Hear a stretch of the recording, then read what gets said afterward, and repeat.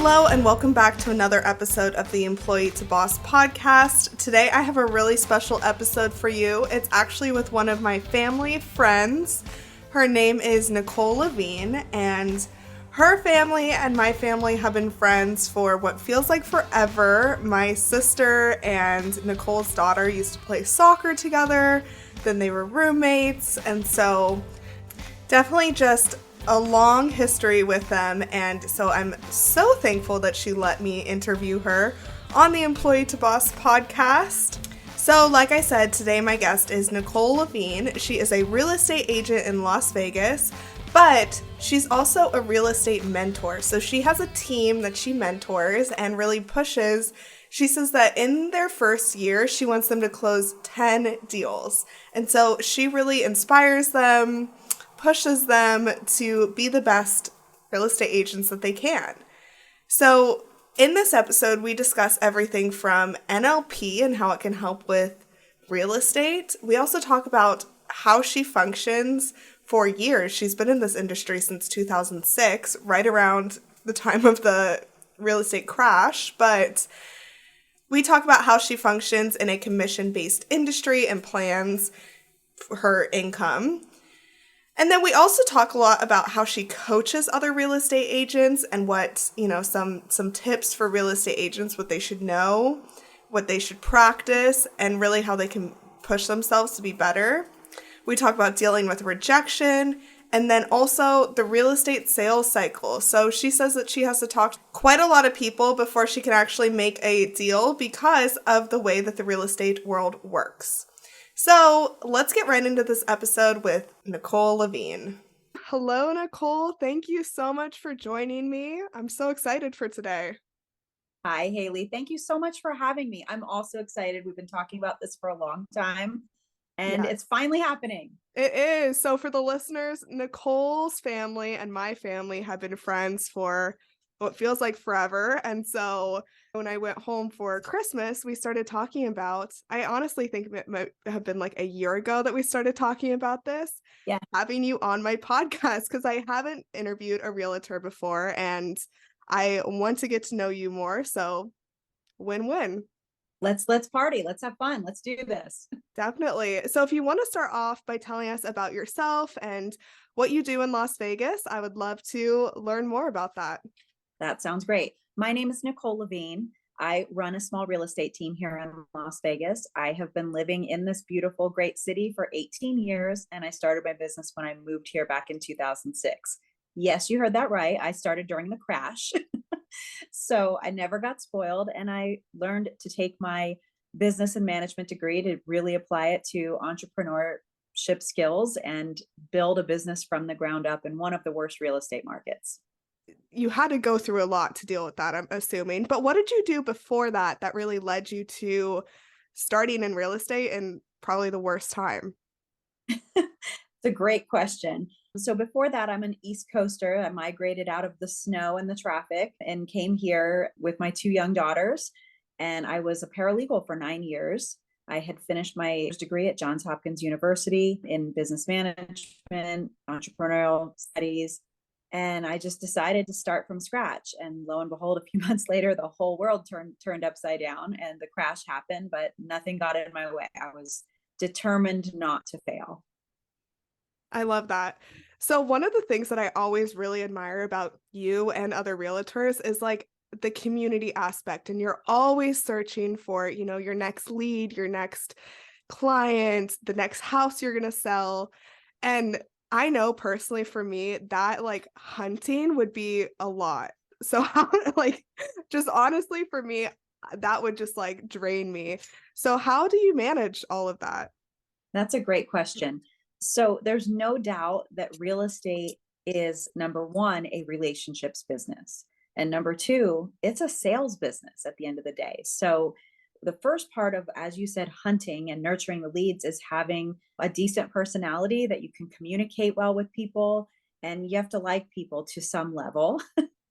And then, from that point is understanding different, I've studied a lot on NLP, which is neuro linguistics programming, which is really just a way of asking questions to get people to make decisions a little bit quicker. and that are favorable for them, not in a deceptive way, but in a way that helps them get to a decision quicker. It's a sales skill. I've taken a lot of emotional intelligence and EQ courses and work to understand different personality styles, listening skills, empathy. And I mean, really, that's what it comes down to is just I hunt every single day from the next person that needs my help. And you have to learn to deal with rejection because a lot of people are going to tell you no when you're in a sales position. It's just part of the process. Yeah, definitely. And I think in all businesses, accepting that no and not taking it too personally is a big, step that you have to overcome. So, to this point of you just being able to talk to anyone and really build those relationships, I was telling my mom I was going to interview you, and she told me a story about how you were like the president of the ski club or something like that. Is that true? But you don't know how to ski or It's true. something like that, but you were good at I wasn't coordinating. the president. That's so funny that all the things your mom remembers me for, she I remembers know. this story. Absolute true story. I grew up in northeastern Pennsylvania. I hate the snow, cold, ice, all of that. And I always I was told that if you had a lot of clubs and activities on your college resume, that it would be more beneficial to you. So I joined like the drama club. I was in marching band, dance, cheer. And then somebody was like, well, why don't you join the ski club? And I'm like, I literally have never skied and I hate skiing. And they were like, it's fine. And I'm like, okay. So I joined the ski club and like never went on any of the skiing trips. All I did was sell candy bars to like support their ski trip, but I just gave the proceeds I made to somebody else. But yeah, I just, I've always been a lot of a yes person, right? Where I'm just like, well, I mean, why not? What do I have to lose? Like, what's the worst that can happen? So yeah, that's the story behind that story. So funny. She was telling me this, and I was like, oh my gosh, I love that because that totally makes sense to like what you do now, right? Being able to build this community. So I want to hear about like how you actually started with real estate. Like, what did you do first for anyone who maybe wants to get into real estate? What are the steps that you took to actually get there? Great question. So I always had an interest in entrepreneurship and starting my own business. When I graduated, when I lived back on the East Coast, I went into management, realized I like hated it, like hated managing people, dealing with scheduling and payroll and all of that.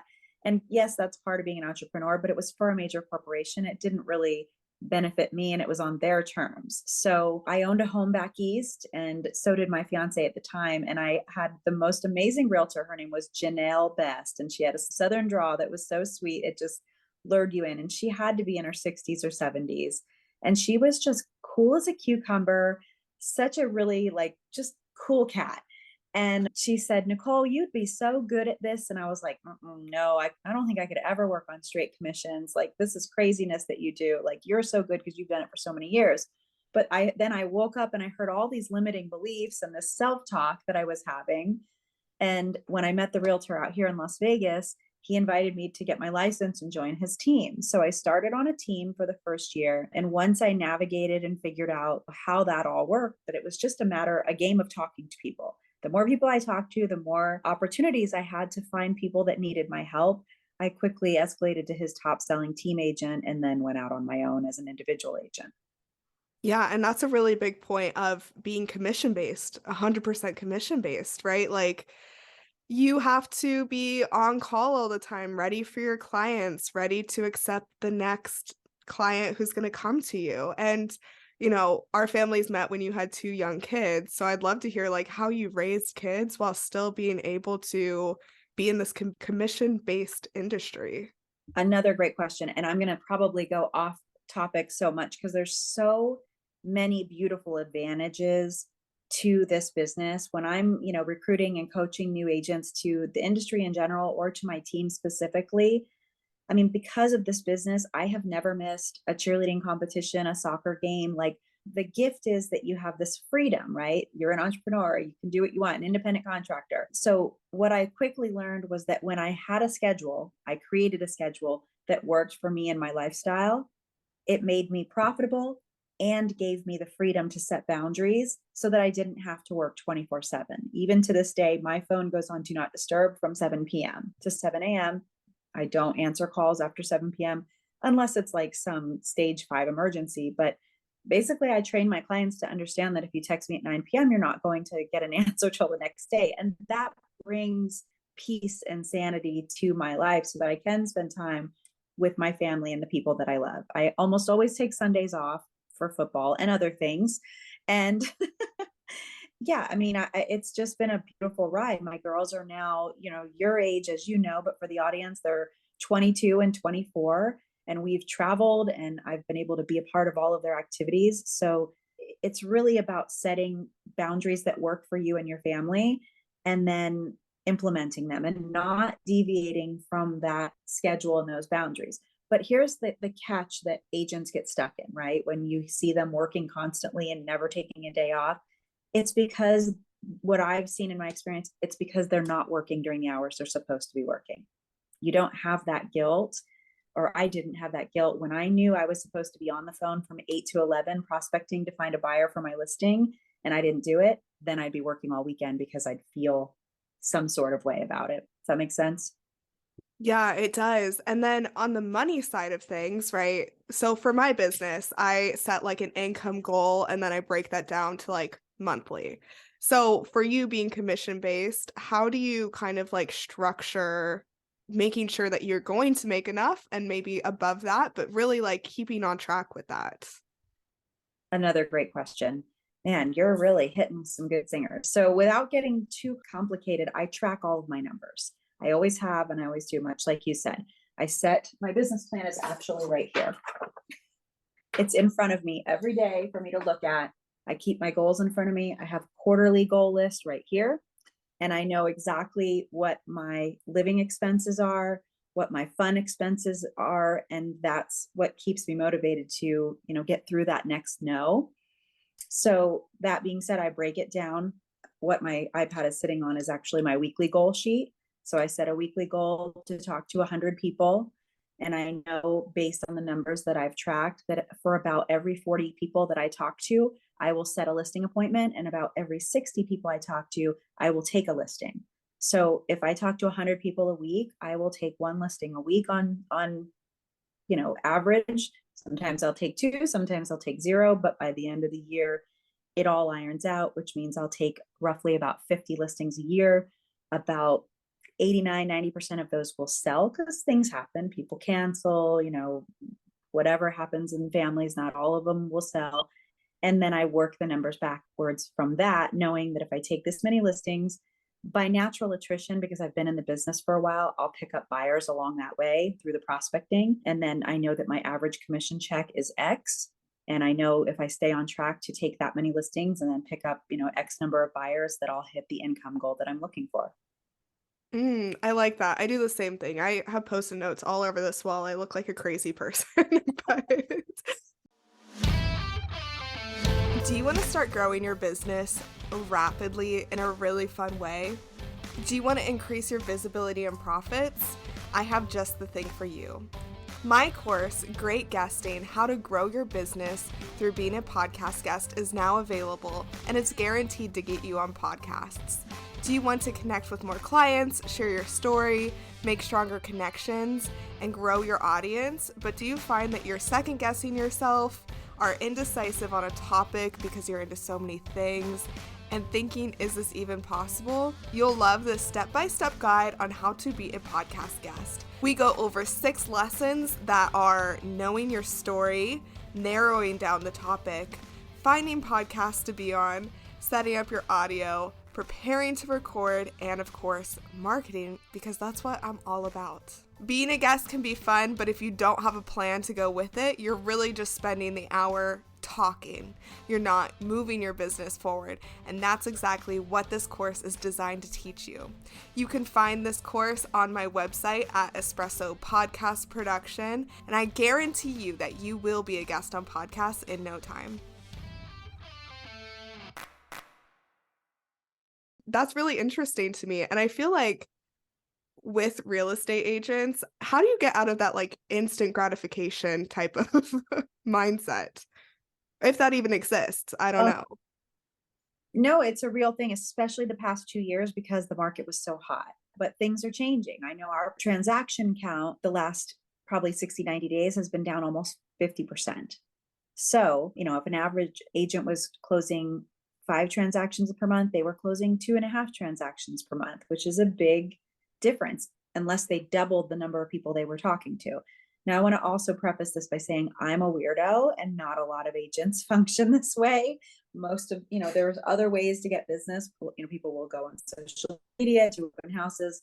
And I do a little bit of the social media stuff, but I know that the system I use is predictable and duplicatable. So this is what I use.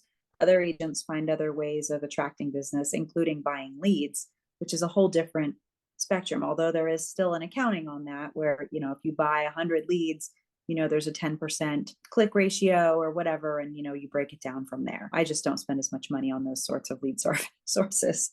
So when I have 2 million people to talk to in Las Vegas. How do you get out of like that, the more you work, the more money you make mindset?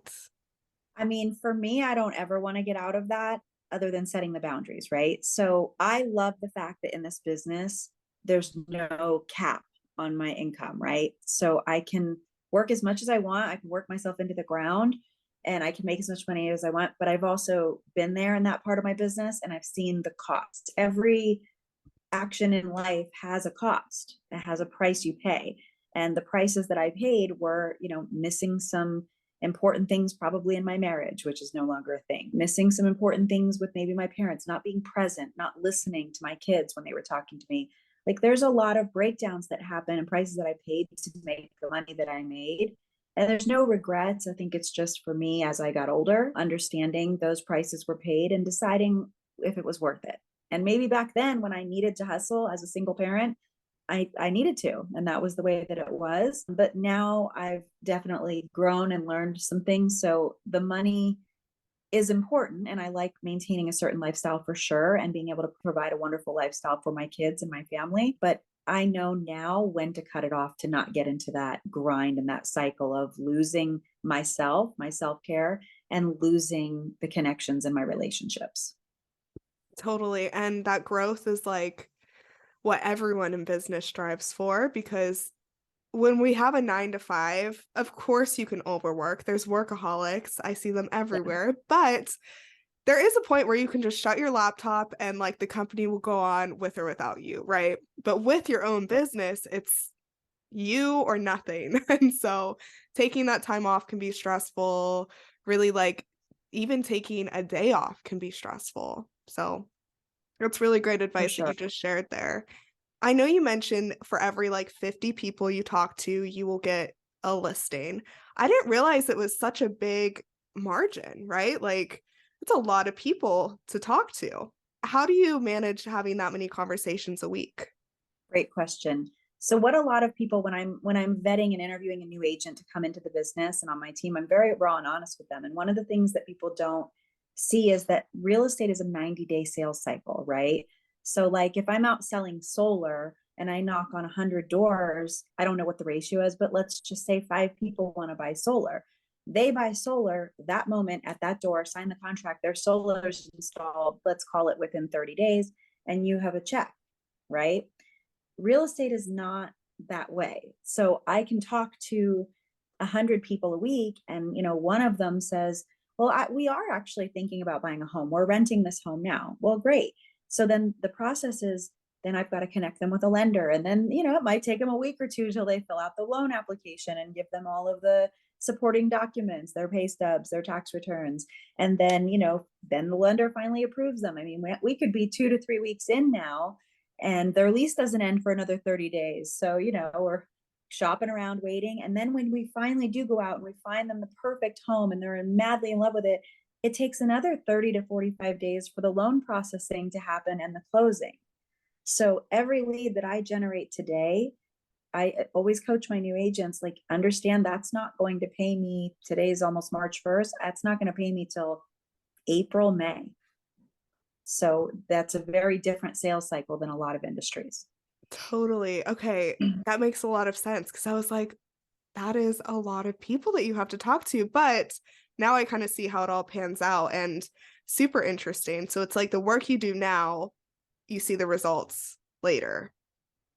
Super Correct. cool. And reversely, when I'm coaching an agent that's in a slump, we'll often look back to see what they were doing 60 to 90 days ago. And it almost always correlates that they had, a traumatic event, a trauma, they got sick, something happened that caused them to like get off track with their active production, whether it's holding open houses or whatever. And you'll almost always see the correlation to their activity 60 to 90 days ago. It's fascinating, actually. Yeah, that is. So in the structure of your business, you oversee some other realtors, correct? Correct. And so you coach them on what they're doing right, what they're doing wrong, kind of like coach them to success. How did Mhm. you just learn that from your experience, or does that all look like? Right. How did that happen? No, I think So that's super cool. Like people that listen to this podcast are going to be interested because they're probably one of those people who are looking like for a mentor like you. yeah, absolutely. And I'm available for any of that. You can look me up on Facebook, Instagram, whatever. So my coaching journey in real estate began close to 10 years ago when I met an incredible mentor named John Joseph, working at a company that ended up getting bought by another company. I won't mention any company names. And he was coaching me into more of a leadership role. So he formed what were called little gangs, which is probably not an acceptable term these days, but he basically took some of the top producing agents in the office, paired us up with some other agents. And so we each had a little gang of 5 or 6, and we would meet once a week and discuss successes, challenges. And for me, my coaching styles, I'd put them on an action plan to say, okay, well, what are you willing to do to change this or to, grow? And they would determine what that was, and we'd check back the next week, and the group all supported one another. It was like the early stages of a mastermind group essentially, but we didn't really have those words back then. So that was the beginning. I didn't know what he was doing. I kind of thought it was annoying and like, what am I getting out of this? And now, like, fast forward 10, 15 years later, I understand he was grooming me for leadership, for coaching. So I'm eternally grateful to him. He's an incredible mentor. So fast forward through that a few 5, 6 years, I was invited by Mike Ferry, who is one of the top real estate coaches in the world, to coach for his company, which I did for about 2.5 years. And so I had professional coaches training with him, and I was still selling full time. So I would coach about 10 to 15 agents all across the United States in helping them grow their business. So that was also another notch in the resume, and just learning and growing. It was incredible to spend so much time with him because he's an incredible real estate coach. So then I went back to selling full time. It was just a business decision to leave him after those couple of years. And I'm still a coaching client of his. I just don't coach for him anymore. And then I decided at that point, like, I would start growing my team. And the coaching that I would do would be to help other agents grow and to help my team grow as well, so that we could basically expand my brand and get some of the stuff off my plate, like you had just talked about earlier with setting boundaries. I didn't necessarily need to take every buyer out anymore. I really wanted to focus more on listings and train people to be incredible buyers agents and help them to take more listings. So that happened when I grew the team. I started that about 3 years ago, recently moved to EXP, which has a lot more collaborative environment as far as coaching and training and attracting agents to grow. So that's where I'm at now. Awesome. I love that. So when you bring on a new realtor, what are some of the first things that you talk to them about? That's a great question. I am so raw and honest. I mean, I ask them a lot of questions because the most common misconception is that this business is so easy. I thought it too. When I bought and sold my first house, I was like, what? They made how much? And of course, nobody really sees the net bottom line of what we make, because they just see the gross line item on the commission. But then there's a lot of fees, taxes. We're independent contractors, so we take 20 to 30% right off the top of taxes. And then there's a cost of vehicles and licensing and and then you pay the broker to keep the lights on and for support and paper and copies, and the list goes on and on. Anyone who's an entrepreneur knows that's not the actual net earnings, but that's the biggest misconception. So people get into this real estate business and they think, oh, I'm going to make a small fortune. And after they burn through selling their mom and dad's house, and then maybe one other person they used to work with, then they're out of business and they're like, now what do I do?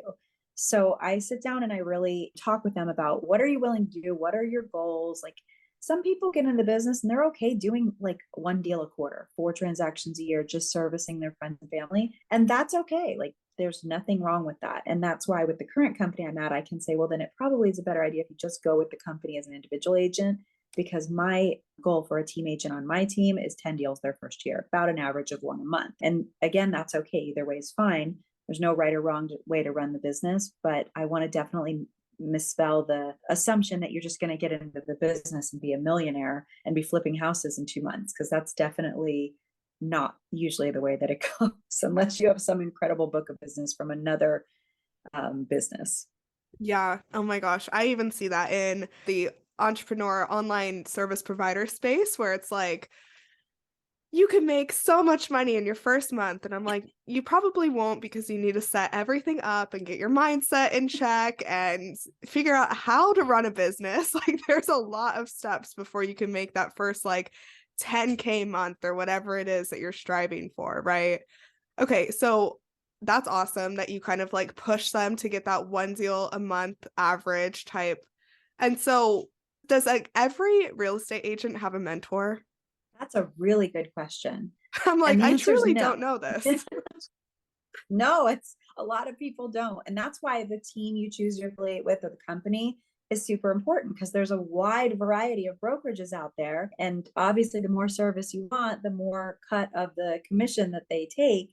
So a lot of new agents start with the bigger brands. They pay a lot more to the broker, but they get a lot more training. Our company is kind of in the middle of the road, and there is a mentorship program. Or if you're on a team like mine, you'll get weekly coaching from what would be a professional coach and a little bit more one-on-one interactions and some leads. I don't buy leads, but there are definitely leads that come in from our listing inventory that I don't have all the hands to service and continue to generate more listings. So the answer is no. Here's what happens. You take your real estate test. You complete 90 hours of studies to get your, I think it's 90 credits. I did all mine on CDs with a boombox, just so you know, if we really want to date myself. Now they have them online. You're welcome. So after I was done with my studies, I took my state test, I took my federal test, and then they hand you your license and they're like, congratulations, you passed. And then you're like, and then they tell you to go find a brokerage, and you really don't know your head from your feet. And there's literally no training unless you get it from the brokerage, and you use almost nothing that you studied to get your license. I still have yet in 18 years to have somebody ask me what the square footage is of an acre. Yeah, I don't know that answer, and I don't think that's something that's relevant to to know, right? It's 43,000 and some change. That's what I remember, but it's a running joke. Like, has anybody asked you recently what the square footage of an acre is? Because it's a test on the real estate exam. It's so basically funny. The real estate exam is just a test to keep you out of jail, so that you know, like, the different ways to take title, different basics and fundamentals of the state laws and real estate, but they teach you nothing about selling. They teach you nothing about how to get clients, how to keep clients happy, how to negotiate a deal, nothing. Wow. So that's why you find a mentor, right? Correct. That's why you find a coach, a mentor, a great company, great team. Do you mentor people just in Las Vegas, or do you mentor in all different markets? All different markets. That's the beauty of the company that I'm with, is that I can attract agents all over the country. And whether they're on my team or not, if they come into the company under me, I have a vested interest in their success. So I'm always going to be there to support them. And my mentor in this company, she's in North Carolina, Raleigh. And I am actually going to see her next week at a retreat in San Diego. And I get to reach out to her all the time when I have questions. She runs an incredible badass girl team. I mean, they're not all women, but she's a female-led team leader doing like 500 transactions a year. Wow. That's incredible. Well, I'll put all of your, links in the show notes for anyone who's listening who may need a mentor so they can reach out to you. But that's incredible. For some reason, I didn't know you did this coaching part. That's great. I honestly didn't know that even existed in the real estate industry. So that's incredible. And I feel like that's a key part of keeping going in the industry. Yeah, I have a coach, Carol. She's phenomenal with the Mike Ferry organization. And we've been together like 3 years. I've had a coach. John Joseph was my coach when I was with that brokerage. And then I've had a coach professionally for like probably 10 years because I continue to grow. Like, I've gone from a single mom raising 2 kids to about to be a grandma, and yes, congrats. Thank you. And a whole different lifestyle. So even though you'd think, God, is she slow? Like, what's taking her so long to like pick up all these skills? Why does she still have a coach? Because my business and my lifestyle is constantly changing and growing. And then the industry is changing. Like I said, I took my real estate exam off listening to CDs. So the technology, I mean, everything about the way this business is run is constantly evolving. So I keep my coach to like keep me sane, help me with my business planning. Talk, when I want to run an idea by her, like, what do you think about moving into this realm or doing more of this or less of that? Like, I find having a coach to be imperative. Yeah. I love coaching. I love coaches. I love all of it. I think that in business, it's so important to just have someone to run your ideas off of and, keep you going and pushing you forward. So that's incredible. I'm in Absolutely. the same boat as you. I love it. I love it too. And I really have a deep passion for inspiring other women. When I used to speak at one of the old companies, they opened a market in Arizona with 10 offices, and they would bring me down and I would give the same speech as my mentor John, and there'd be a whole different audience, primarily women, and he would say, why is it so different? And I said, same message, different package, right? Like I really love connecting with women of all ages, on single moms. Like I remember those limiting beliefs that I had. I remember the talks that I had. When I got in this business, my goal was to do one deal a month because I was married and that was going to be my fun money and we didn't really need the money. And I ended up doing way more than that. And my entire life changed, and that's all okay. But like, it's just incredible to me when I look back at it that I didn't really know what I was capable of. And I see that in so many young men and women, but I particularly am drawn to the young women that really just are, I can see when they're stuck because I can, you have to know it in yourself to see it in them. And I'm always open to supporting them to see what they're capable of. That's incredible. So, what do real estate agents actually need to start with, right? I know that like you can be on social media, you can be cold calling, you can have a website, you can do all of these things. TikTok, I've seen a lot of realtors on TikTok. And I think it can kind of be overwhelming to figure out where you actually need to be to start. So, when you're coaching a realtor in the beginning stages, what do you advise them to actually do? Just a telephone. That's all you really need. I mean, you can do open houses, and again, this goes back to the company and the team. Like, you don't have any of those things. So I do. So when somebody joins my team, they have access to all of that. But really, all you need is a telephone. Because if you can communicate and talk with people, it could just be going through your contacts list and introducing yourself in this new capacity. Like, hi, mom, it's me. Guess what? I passed my real estate exam. Who do you know that's looking to buy or sell this year that I can help? I mean, it can be that simple, but if you don't tell anybody what you're up to, if you don't ask for their support in this new adventure that you're on, how are they going to know? So the car would be the second thing. A car would be helpful. Yeah, yeah. So it can really just be, that simple. Just, I do have a lot of friends who are realtors who, from college and high school, and they always post something like, I'm reintroducing myself as a realtor. I swear I've seen that like 8 times. So this makes Yeah. sense.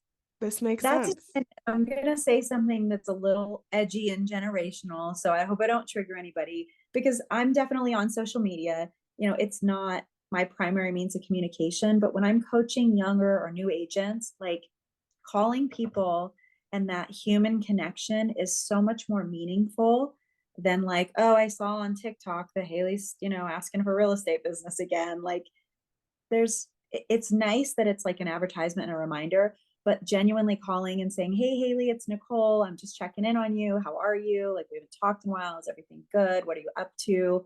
Hey, by the way, as a reminder, it's not about me. It's all about you, right? Like this conversation I'm creating. And by the way, just a reminder, like I'm still built because eventually you're going to be like, what are you up to? And it eventually comes around you. So I guess what I'm saying in summary is giving and being genuine and authentic and truly interested in others' lives and creating that valuable, true, authentic connection cannot be replaced with social media. Social media for me is just an extra, it's an added. Nichole, this has been amazing. I have loved this conversation and I've learned so much about you. Like I said in the beginning, we've known each other for years and I know more about you now than all of those years. So I really appreciate you joining me for this conversation.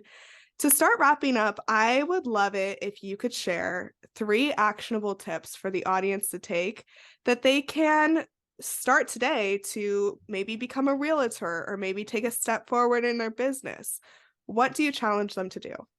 Really great question. Okay, so I'm going to narrow it down to just real estate specific. If you're a brand new licensee, if you are, a 20-year licensee and you just want to jumpstart your business, like I said earlier, the first thing I would say is go through your phone. If there's people in there that you don't want to talk to anymore, block them or delete them because they're just clogging up the thing. And then just call them. Call every single person and have a genuine conversation with them and connect with them. And don't just talk about yourself. Ask them what's going on in their life. Because one of the greatest things about connecting and having a conversation is even though that person that you're talking to, maybe they're not doing anything in real estate right now, that's okay. What's the old saying? People don't remember what you do, they remember how you made them feel, right? Or what you Yeah, say, they just so remember true. how they feel. So just take the next few days and call and connect with all of those people that mean something in your life, that meant something in your life, and reestablish that relationship. And when it comes up appropriately, mention what you're doing and ask for their support if that's again appropriate. If it's somebody you've been in breakdown with, maybe not the time, but I'm if like, it's don't call somebody, your ex. you know, Skip over that one. no, I would delete or block that one. But exactly. But if it's an old friend and you have a wonderful conversation, when it comes up and they say, what are you doing? Say, well, I'm really excited about my real estate business. Share your goals vulnerably. My goal this year is to sell, 25 homes this year. And, I really am counting on the people that are so most important in my life, like you, for that support. Who do you know that's been looking to move this year that I can help? So that would be my first suggestion. My second suggestion would be to learn what to say, because one of the biggest hangups on people getting into the real estate business or once they're into it is they just get nervous, right? They don't know what to say, they don't know how to ask questions. And there's so many resources for this. There's free resources, YouTube, and we use the word scripts, but the truth is you already have a script. It's just whether it's working or not. So if your script isn't working and you're not at the goal that you want it to be, get with a coach, a mentor, your broker, go online and start learning and studying scripts so you know what to say in every situation. Well, I don't want to buy right now. The interest rates are too high. Yeah, I haven't heard that one at all in the last 4 months. Learn the answer to what the customers are saying so you can help them get to where they want to be. Awesome. Do you have one more tip to share with us? Yes, mindset, attitude, check your mindset every single day, sometimes every single hour. This is a tough business and there's a lot of rejection in it if you're working it at a high level. So for me, I have a mindset routine every day. 3 gratitudes in the morning, 3 gratitudes in the evening. I write down a list of people who I would like to nurture a relationship with. I write down my 3 primary focuses of the day. I have mastermind groups and accountability partners and an affirmations partner twice a week where we tell each other how amazing we are and how we're going to change the world with what we're doing. But, check yourself with the people you're surrounding yourself with. One of my affirmations is I only surround myself with positive, powerful, and inspiring people. Is it yours? And are you acting on it? Because all of that negativity that's in the world will seep in if you aren't rock solid at creating a bubble and keeping your mindset strong every day so you can be the best that you can be for your family. Oh, I love that. And you are such a positive person. So this makes sense that, you're putting in that work to present that to the world and accept that from the world too. So I love that. And those 3 tips are incredible. Thank you so much for sharing them. You're welcome. Thanks for asking. Of course. So to close, where can people find you? And I'll put all the links in the show notes. So yeah, where can people connect with you? Awesome. I have every connection availability possible. I'm not super big on YouTube yet, but we're working on that. But Instagram is Nichole with an H, Nichole, Las Vegas. TikTok, I think, is the same, Nichole with an H, Nichole, Las Vegas. My website is Nichole Sells Dreams, or the Nichole LaVigne Group.com. I'm on Facebook under Nichole LaVigne, the Nichole LaVigne Group. All of these means. LinkedIn. I'm everywhere that digitally you want to find me, and you're certainly welcome to connect in any way. I'd love to hear from you. Awesome. Well, thank you so much for taking this time with me. I have loved this whole conversation, and yeah, everything will be in the show notes for people to connect with you. Thanks for having me. I really appreciate it. And I'm really grateful for this time for us to finally connect. Me too. Thank you for listening to the Employee to Boss podcast. If you made it to the end of this episode, I hope that you implement the actionable steps from this week's experts so you can get started with your business today. Please rate, review, and subscribe to the Employee to Boss podcast on Apple Podcasts, Spotify, YouTube, or wherever you listen to your podcasts. It helps more than you could ever imagine. Remember, a little progress each day leads to big results. We come out with a new episode every Tuesday. To access our show notes, transcripts, and courses, please check out espressopodcastproduction.com.